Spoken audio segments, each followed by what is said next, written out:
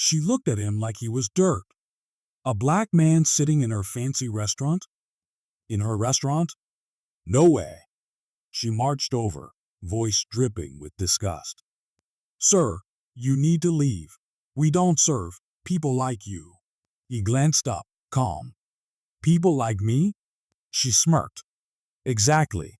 She had no idea who she was talking to. The truth left her, and everyone else, completely speechless. He sat there, quiet, waiting. But something about him sitting there didn't sit right with her. The white restaurant manager's eyes narrowed. What was a black man doing here, alone, without looking uncomfortable?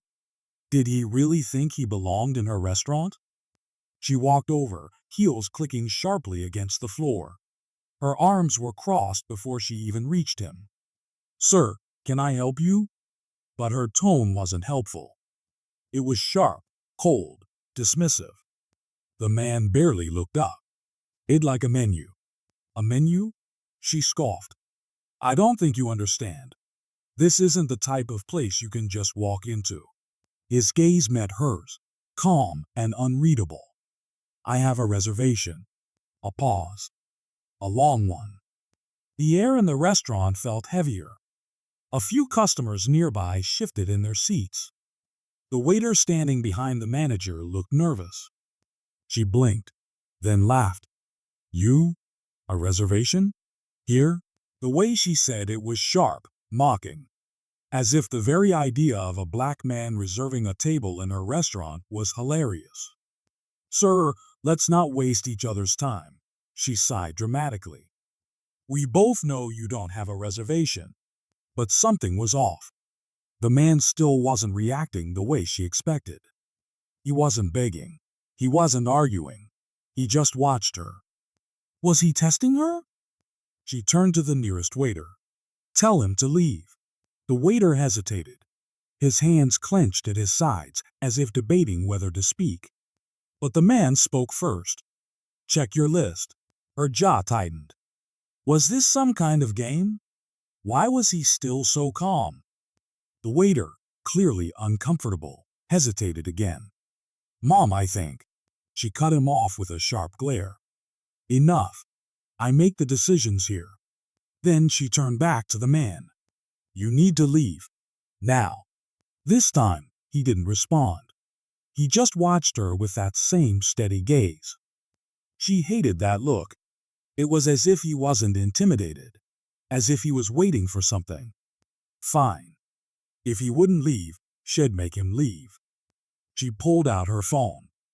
If you don't leave right now, I'll call the police. No reaction. No fear. What kind of black man doesn't panic when the police are called on him? She pressed dial. Yes, I have a situation. A man is refusing to leave my restaurant. A few heads turned. A couple near the bar whispered. A busboy in the corner glanced at the scene, looking unsure. But the man? He sat there, completely still. Why wasn't he nervous? Why wasn't he protest? The call ended. Let's see how tough you are when the police show up. Still, no reaction. Now she was getting annoyed. Did he know something she didn't? A tension filled the air. A strange, quiet shift. Customers were watching now. The staff was watching. Something was about to happen. And the manager had no idea how badly she had just messed up. Do you think she should be arrested? Should people like her lose their jobs for things like this? Let me know in the comments. The manager stood there, arms crossed, confident. The police were on their way. Any second now, this nobody would be dragged out of her restaurant in handcuffs. She smirked. Let's see how calm you are when the cops get here. But that was the problem. He was too calm. He wasn't sweating. He wasn't arguing. He wasn't even looking at the door in anticipation. What did he know that she didn't? Seconds later, the sound of sirens cut through the air. The restaurant hushed. Conversation stopped. Forks froze midair. The doors burst open. Two uniformed officers rushed in. The manager turned to them, a triumphant look on her face. Yes, that's him. Get him out of here. The officers moved fast, but not towards him. Sir, are you okay? One officer asked with concern. Her smirk vanished. What? What was happening?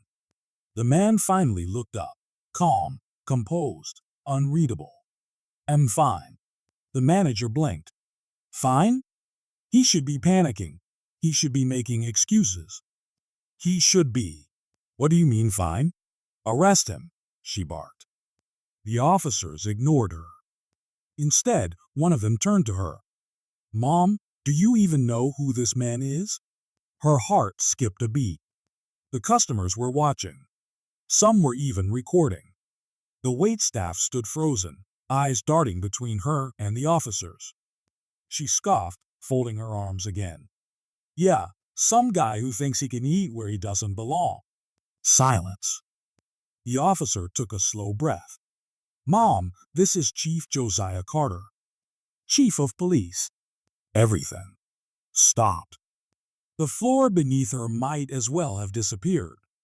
Her mouth opened, but no words came out. No, this had to be a joke. This man couldn't be the chief of police. Could he? She turned to him, her expression twisted between disbelief and panic. He reached into his pocket, pulled out a leather case, opened it. The badge gleamed under the restaurant lights. The whispers grew louder. Customers gasped. The waiter who had been trying to warn her looked away, shaking his head. The color drained from her face. You're? He slowly stood up, towering over her. His calm demeanor hadn't changed once. You assumed I didn't belong here, he said, voice steady. And when I didn't react the way you expected, you used the one thing you thought would put me in my place. She stumbled back. I didn't know. But you assumed, he repeated. The officer turned to her, shaking his head. You called the police on the chief of police for sitting in a restaurant. She felt all eyes on her. The judgment, the disgust, the realization that, in this moment, she was the criminal. Would she apologize? Would she beg for forgiveness? Or was it already too late? What do you think? Should she be arrested for this? Fired? Let me know in the comments. For the first time, the manager wasn't in control. The badge in his hand wasn't a joke. This man, the same man she had humiliated, insulted, and called the police on, was the chief of police. Her legs felt weak. This wasn't supposed to happen. She was supposed to be right. She was supposed to be the one giving orders. Not standing here, completely exposed, with the entire restaurant watching her crumble. The customers were whispering. Some were shaking their heads in disbelief. Others had their phones out, recording. The officers exchanged glances before one of them turned to the chief. Sir, how would you like to handle this? She felt her stomach twist. Handle this? He didn't answer right away. He just stood there, watching her. She had spent the last 10 minutes treating him like he was beneath her. But now, in this moment, she was the one waiting for his decision. She had humiliated him. Would he humiliate her back? Would he have her arrested? Would he make sure everyone knew what she had done? Her breathing grew shallow. The waiter who had tried to warn her, he wasn't looking at her anymore. The security guard who had been standing near the door, he was shaking his head. She had no allies. The chief finally spoke. His voice was calm, controlled, but sharp. You didn't check the reservation list. She swallowed hard. I didn't think. No, he cut her off. You did think. You just assumed. And because of that, you tried to have an innocent man arrested. The officers stepped forward. Mom, you need to come with us. Her knees nearly buckled. Wait, no. I didn't do anything illegal. I didn't know. She was grasping for anything, any excuse to save herself. But the chief shook his head. Ignorance doesn't erase consequences. Her hands trembled. This wasn't fair. This wasn't supposed to happen. She looked around, desperate for support. But the other customers, some of whom had ignored the situation at first, were now glaring at her. The whispers were louder now. The judgment. Someone muttered, "She deserves it." Her face burned. How had everything flipped so fast? How had she gone from feeling powerful to being powerless? And the worst part? It was all her fault. The officers reached for their handcuffs. She gasped, "Please, no." But before they could cuff her, the chief held up a hand. Everyone froze. Would he show mercy? Would he let her go? Or would he make an example out of her? Her entire future hung on his next words. What do you think? Should she be arrested? Should she just be fired? Or does she deserve even worse? Let me know in the comments. The entire restaurant was silent. The manager stood frozen, her face pale, her confidence shattered.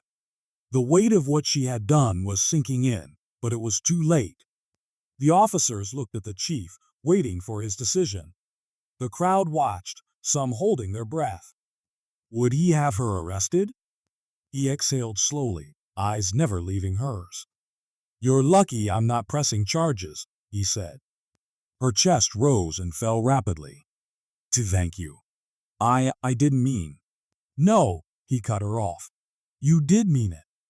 And now you'll live with it."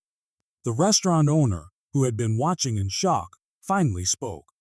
"You're fired." The words hit her like a punch to the gut. She turned to plead, but his expression was cold. No excuses, no second chances. The officers escorted her out. The customers didn't clap. They didn't cheer. They just watched as justice took its course. The chief sat back down. The waiter, who had been ignored before, handed him a menu. "What would you like to order, sir?" He smiled. "Surprise me. Respect is free." But some people learn that too late. Was this enough punishment, or should she have faced more consequences? Let me know in the comments. If this story hit home for you, hit that subscribe button. Because stories like this, they're just the beginning. Please note this is not a real story, it's a work of fiction, only for education and entertainment purposes.